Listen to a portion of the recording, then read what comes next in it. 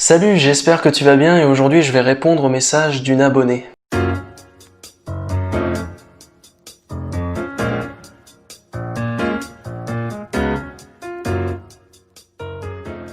Alors merci Camille de m'avoir contacté sur Instagram en message privé pour me faire part de ce que tu as traversé, de ton histoire. Ça me touche que tu aies envie d'avoir mon avis, d'avoir une vidéo, de pouvoir m'entendre sur le sujet pour éventuellement te donner quelques conseils, mes retours, et j'espère pouvoir t'aider un maximum. Voilà, j'espère que cette vidéo te fera plaisir, elle t'est dédiée, mais aussi à toutes les personnes qui verront cette vidéo. N'hésitez pas à commenter pour dire tout ce que vous avez à dire. Et puis voilà, dans un premier temps, je vais lire ton message, et ensuite, je t'expliquerai pourquoi je me suis senti interpellé par ton message, pourquoi je me permets de faire une vidéo, et effectivement, ensuite, je vais réagir par rapport à ce que tu as dit. Bonjour Olivier, c'est Camille, j'ai vu ton post sur YouTube pour avoir quelques conseils et ton avis, et éventuellement si tu peux en faire une vidéo pour que je puisse t'entendre.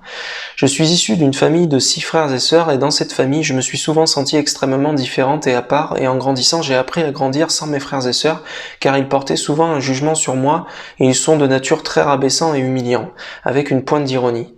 Je me suis séparée d'eux car c'était devenu très toxique pour moi et aujourd'hui je me construis toute seule et j'arrive à faire confiance à personne. Comment faire confiance à des inconnus si dans sa propre famille c'est impossible et que l'on n'a pas d'exemple? Je te remercie.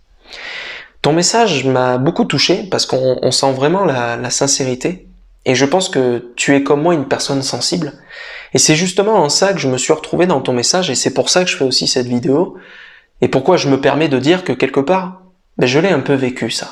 Alors attention, ça n'a rien à voir, je me permettrai jamais de dire non, là où je l'ai pas vécu, c'est que moi là où j'ai beaucoup de chance, c'est que personnellement je suis dans une famille qui prône l'amour, la bienveillance, et ça n'a jamais pris des proportions comme tu me les décris là.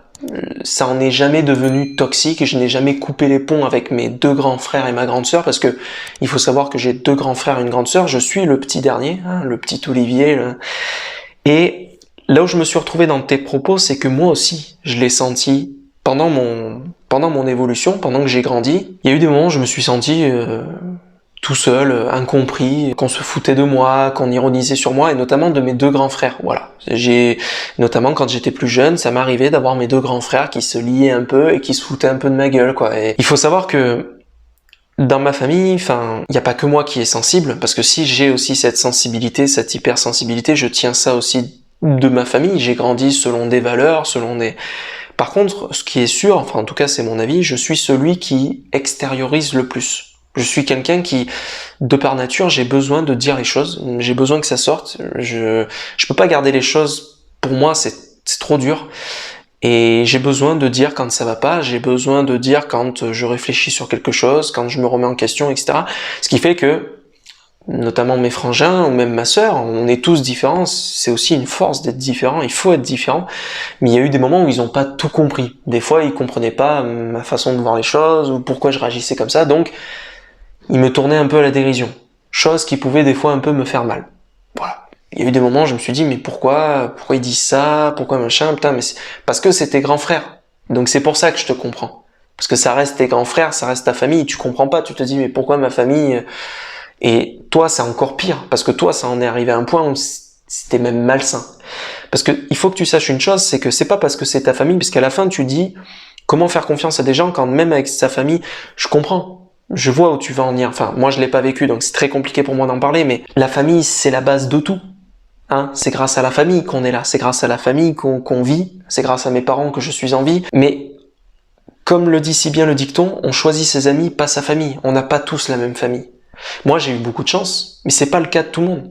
T'as des gens qui ont toujours eu une famille éclatée, ils ont grandi dans une famille où ils se sont fait battre par leur père, ou je sais pas, gardés dans une cave par la mère, ils ont perdu leurs parents dans un accident de voiture, le gars il est orphelin depuis le départ. On est tous inégaux sur ça. Donc pour moi, c'est très facile aussi de parler, c'est pour ça que ça me gêne un peu quand même, parce que je tiens à réagir à ton message parce que j'ai quand même 2-3 choses à te dire. Ce qu'il faut pas que tu oublies, c'est que justement, comme on ne décide pas qui c'est qui nous élève, tout ce qui va t'arriver dans ta vie, et tu le sais aussi bien que moi, tout ce qui t'arrive dans ta vie n'est que bénéfique en finalité. Même les choses qui te font le plus mal. D'ailleurs, ce sont justement les choses qui te font le plus mal dans ta vie qui vont t'apporter le plus. C'est pas les réussites. Les réussites, les trophées, tout ce que tu vas réussir dans ta vie, oui, ça sera un soulagement. Tu vas ressentir une adrénaline, tu vas ressentir du bonheur, une satisfaction. Ça sera cool le temps d'un moment. Mais c'est pas ça qui va t'endurcir. Ce qui va t'endurcir, c'est les moments compliqués de ta vie. Parce que les moments compliqués de ta vie, quand tu les auras traversés, tu pourras dire « Putain, je l'ai passé ça ». Et quand un jour tu croiseras quelqu'un qui traversera le même problème, tu pourras dire « Ça, je l'ai vécu ça. Ça, je sais ce que ça fait ça. Ça. » Et là, tu seras doublement fier. Encore plus fier que si tu avais réussi quelque chose sans problème. Parce que la vie, c'est aussi ça. La vie, il faut vivre des problèmes. Ça n'aurait aucun intérêt que tout se passe bien. Pourquoi vivre une vie où t'as aucun problème? On se ferait chier. Moi, je peux te dire une chose, c'est que ton histoire, il faut que t'en fasses une force, et je pense qu'à l'heure actuelle, c'est déjà le cas. Mais au final, il faut que tu remercies tes frangins, tes frangines, de leur dire, merci, vous m'avez endurci. Aujourd'hui, j'ai grandi, j'ai mûri. Même si ça fait mal, c'est normal qu'au début ça te fasse mal. Parce que, comme on l'a dit tout à l'heure, c'est ta famille. Et la famille, qu'on le veuille ou non, en finalité, ça reste la famille, que tu le veuilles ou non. Si elle devient toxique, c'est normal de s'en défaire. Je vais te dire une chose, moi, ça a jamais mal commencé, mais moi, en finalité, je me suis rendu compte avec le temps que c'était surtout moi le problème. Dans le sens où c'était à moi de me remettre en question, et c'était à moi de réfléchir et d'accepter que tout le monde ne pense pas comme moi. À commencer par ma famille. C'est pas parce que c'est ma famille qu'ils doivent tout le temps être d'accord avec moi. C'est pas parce que c'est ma famille qu'ils doivent être tout le temps derrière moi. C'est pas parce que c'est ma famille que ils ont le droit de pas me comprendre. Ils ont le droit de dire non mais pourquoi tu dis ça, je suis pas d'accord, etc. C'est justement bien d'être différent. Par contre, effectivement, il faut pas que ça tombe dans un aspect toxique. Il faut pas que ça prenne des proportions alarmantes. C'est pour ça que je pense que tu as bien fait de te détacher, même si c'est ta famille.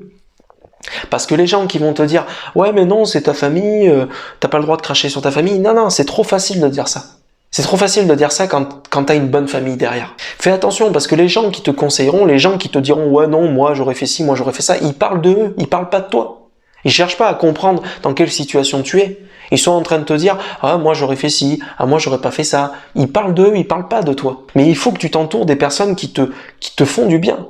Et les personnes qui nous font du bien, je peux te dire que la vie te montrera que bien souvent ce sont pas forcément ceux auxquels on pensait. La vie, elle va te montrer que tu pensais avoir confiance en cette personne, tu pensais que celle-là, elle sera toujours là. Ben non, mais pas du tout. Pas du tout. Des fois, tu vas avoir des gens qui vont te faire du mal, tu t'y attendais le moins possible. Et puis, il y a des gens que tu ne voyais pas du tout, que tu pensais pas du tout. C'est des gens qui resteront jusqu'à la fin. Ce qu'il faut dans la vie, c'est que on n'a pas besoin d'être entouré de beaucoup de personnes. Il faut que ce soit des personnes qui te tirent vers le haut. Il faut que ce soit des personnes utiles pour ta construction. Et n'oublie jamais une chose, c'est que dans la vie, il faut que, avant même d'aller chercher à faire confiance aux autres, parce que comme tu dis si bien, comment on peut faire confiance aux gens si on peut même pas faire confiance à sa famille? Je te l'accorde que on part sur une base pas évidente. Mais c'est possible. C'est possible parce que l'eau va couler sous les ponts et que tu le veuilles ou non, tu vas rencontrer des gens dans ta vie qui vont te redonner foi. Et tu vas retrouver confiance. Tôt ou tard, tu retrouves confiance envers des personnes. Mais avant de donner ta confiance envers les autres, avant de pouvoir aimer les autres, il faut que tu puisses t'aimer toi et avoir confiance en toi un minimum. Parce que je vais pas te cacher une chose, je vais te dire une chose claire que tu sais déjà. D'ailleurs, j'en ferai une vidéo dans une prochaine vidéo, la solitude. La solitude, on est tous confrontés tôt ou tard à la vivre.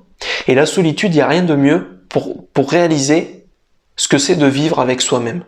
C'est très important de connaître la solitude. C'est très important de revenir à la source. C'est très important de s'inspecter soi-même et d'apprendre avant tout à vivre avec soi-même. Parce que je vais pas te cacher une chose, dans la vie de base, tu es tout seul. Ce que je veux dire, c'est qu'il faut que tu saches t'en sortir toute seule. Moi, si je dis ça, c'est pour t'aider. C'est pas pour noircir le tableau, pour te... Attention, je te souhaite d'avoir tout le temps des gens qui seront là pour toi tout le temps. Mais je te cache pas que la vie peut être une sacrée pute et que des fois, tout peut s'enchaîner. Ça peut aller très vite. Tu perds tout. Ça, il faut s'y préparer. Parce que les gens qui te vendent des étoiles, qui te vendent des paillettes et tout, c'est super dangereux parce que le jour où il t'arrive une merde, tu seras pas armé. Les personnes qui t'entourent, bien sûr que on vit en société, on avance mieux ensemble, etc. Mais les personnes qui t'entourent, il faut que ça soit un prolongement. que ce soit tes amis proches, que ce soit ton petit copain, ce sont des gens qui t'apportent, ce sont des gens qui, je te le souhaite, seront là jusqu'au bout avec toi, mais ce qu'il faut avant tout, c'est que toi, tu sois avec toi-même. Tu vois ce que je veux dire? Ton meilleur ami, ce qui peut être aussi ton pire ennemi, c'est toi-même. Donc avant de compter envers les autres, compte envers toi-même. Que le jour où tu te retrouves dans la merde, Camille, elle va réagir. J'ai confiance en Camille, j'ai confiance en moi-même, je sais que Camille, c'est une battante. Tu vois ce que je veux dire? Faut que tu aies confiance en la vie. Je comprends que c'est pas facile. Moi, je l'ai pas vécu ça de devoir couper les ponts avec ma famille. J'ai eu beaucoup de chance parce qu'en finalité, je me suis rendu compte avec le temps que c'était de la bienveillance. Mes frangins, ma sœur, quand il y a eu le fait qu'ils me chambraient, faut savoir qu'à la base, moi, je suis quelqu'un de super susceptible et je prenais tout à cœur, mais c'est surtout que parce que j'étais jeune aussi, j'étais pas encore mature et maintenant, en grandissant, je suis beaucoup plus proche d'eux. Et je peux te dire une chose, c'est que d'être le petit dernier, c'est une énorme chance. Quand t'es le petit dernier, tu reçois tout. Tu reçois les conseils. Quand je suis rentré pour la première fois en 6e, quand j'ai attaqué mon premier boulot, que j'ai eu besoin d'aide, ils ont répondu présent. Et pourtant, ce sont les mêmes qui m'ont aussi un peu des fois un peu moqué de moi, de mon côté trop sensible, de mon côté trop philosophe, etc. Mais ils ont répondu présent quand il fallait être là. Ils auraient pu ne pas répondre présent. Et c'est en ça que je te dis que t'as bien fait de couper les ponts quand les personnes sont toxiques avec toi, qui que ça soit, famille ou pas, faut couper. Mais c'est important de savoir se remettre en question et voir si c'était pas toi aussi qui t'étais trop emballé. Et moi, en l'occurrence, c'est le cas. Parce qu'ils ont le droit de me chambrer. Ils ont le droit de pas me comprendre, de pas, comme je l'ai déjà dit tout à l'heure. En finalité, on évolue, on grandit, on apprend de nos erreurs. Et le principal, c'est de vivre. Le principal, c'est d'aller de l'avant, de profiter de l'instant présent, de retenir les leçons, parce que tu le veuilles ou non, tu t'endurcis. Porte-toi bien et à la prochaine. Salut, bisous.